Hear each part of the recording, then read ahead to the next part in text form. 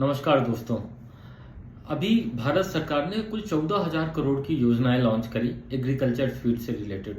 और उनमें सबसे ज़्यादा जो चर्चा का विषय था वो था डिजिटल एग्रीकल्चर मिशन, जिसमें लगभग सरकार ने 2,817 करोड़ रुपए खर्च किए हैं या करने वाले हैं। तो डिजिटल एग्रीकल्चर मिशन क्या है, ये कैसे काम करता है और इसका किसानों के जीवन में कैसे सुधार आएगा। तो देखो, मैं एक बात आपको वो बताऊं, ये कोई ऐसा कोई स्कीम नहीं है पर्टिकुलर जिसमें डायरेक्ट सरकार आपको कोई सब्सिडी के फॉर्म में आपके जीवन पे सुधार लेकर आने वाली है या किसी अनुदान के रूप में। एक्चुअली ये जो पूरा का पूरा प्रोजेक्ट है, ये साइंटिफिक जो मेथड्स हैं और टेक्नोलॉजी की मदद से किसानों की ज़िंदगी में ना एक लंबे टाइम तक उसमें कैसे सुधार लाया जा सकता है, कैसे उनकी लाइफ को इम्प्रूव किया जा सकता है, कैसे एग्रीकल्चर को इम्प्रूव किया जा सकता है, ये उससे रिलेटेड स्कीम है। तो डिजिटल एग्रीकल्चर मिशन में है क्या, जैसे आप एक सिंपल सा एक तरीके से आप समझो। पहले हम बैंक में जाते थे, बैंक में एक लंबी लाइन हुआ करती थी कैश, चाहे वो कैश विड्रॉ करने के लिए हो या डिपॉजिट करने के लिए हो। बाद में टेक्नोलॉजी की मदद से क्या है, एटीएम आया। एटीएम में भी लाइनें हुआ करती थी। एटीएम धीरे पर कहीं ना कहीं सुधार तो हुआ। एटीएम के बाद यूपीआई आया। यूपीआई की वजह से हम आज जहां भी चाहें जैसे भी चाहें वहां पेमेंट कर सकते हैं। ऐसा ही कुछ सुधार टेक्नोलॉजी और साइंटिफिक मेथड के थ्रू अपने लेकर आना चाहती है सरकार, किसमें, एग्रीकल्चर फील्ड में। तो इसके बेसिकली दो कंपोनेंट होने वाले हैं।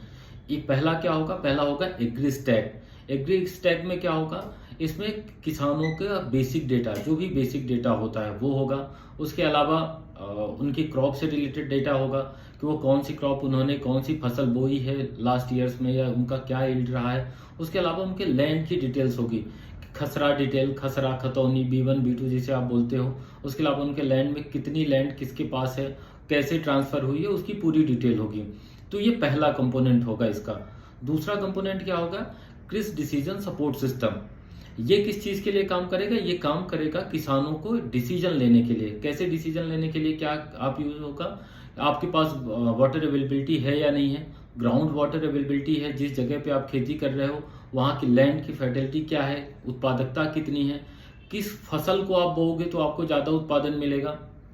इसके अलावा क्रॉप यील्ड कितना होने वाला है, किस फसल, फ्लड से रिलेटेड कि वहाँ बाढ़ आने वाली है या जो भी है, वेदर से रिलेटेड आपको सूचनाएं मिल जाएं।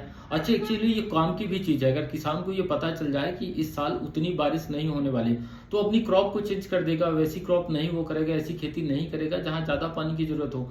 तो उसको डिसीजन लेने के लिए ज़रूरत पड़ेगी।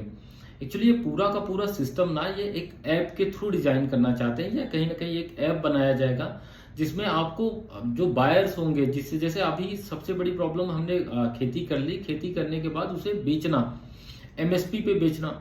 अब उसके लिए भी हमें लाइनों पे लगना पड़ता है। मंडी पे कई बार फोटोज आती हैं कि कतारें खड़ी हुई हैं ट्रैक्टर्स की अपनी फसल को बेचने के लिए।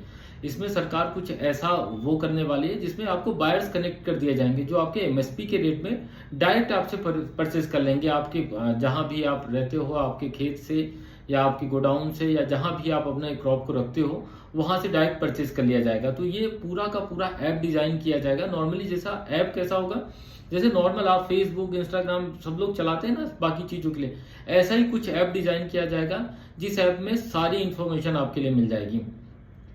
अब इसमें एक और बात, एक मैंने बात लिखी है कि 20 मिनट में लोन मिलेगा अब किसानों को। तो 20 मिनट में लोन मिलेगा कैसे?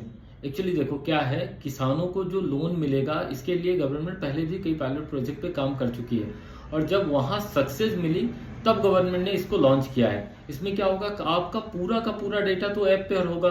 आपके पास आपकी लोन लेने के लिए चाहिए कि आपका सिबिल रिपोर्ट होना चाहिए, आपका क्रॉप यील्ड होना चाहिए कि आपके पास कितना पैसा है, आप बेचने के बाद कितना पैसा ले आपको मिला है, आप लोन रीपे कर पाओगे या नहीं कर पाओगे, आपके लैंड डिटेल्स क्या हैं, उसमें कोई चार्ज तो क्रिएट नहीं है। अगर ये सारी चीजें क्लियर हैं तो ये ऑटोमेटिक ऐप के थ्रू उसको चेक कर लिया जाएगा, जिसमें हार्डली 10 से 5 से 10 मिनट, 15 मिनट लगेगा।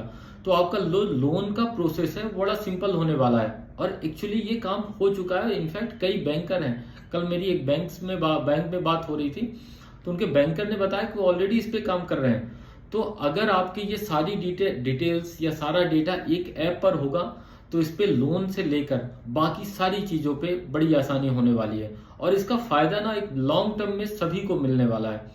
आई होप ये आपके लिए हेल्पफुल होगा। अगर आपको और कुछ इनफैक्ट अभी आने वाले टाइम में कुछ और जो गाइडलाइन आने वाली है अदर स्कीम्स की, जो इसके अलावा स्कीम है, कुल 7 स्कीम लॉन्च हुई है। ये मैंने पहली स्कीम की डिटेल बताई, वो आती है, उनकी गाइडलाइन आती है, तो वो भी मैं आपके साथ शेयर करूंगा। Thank you.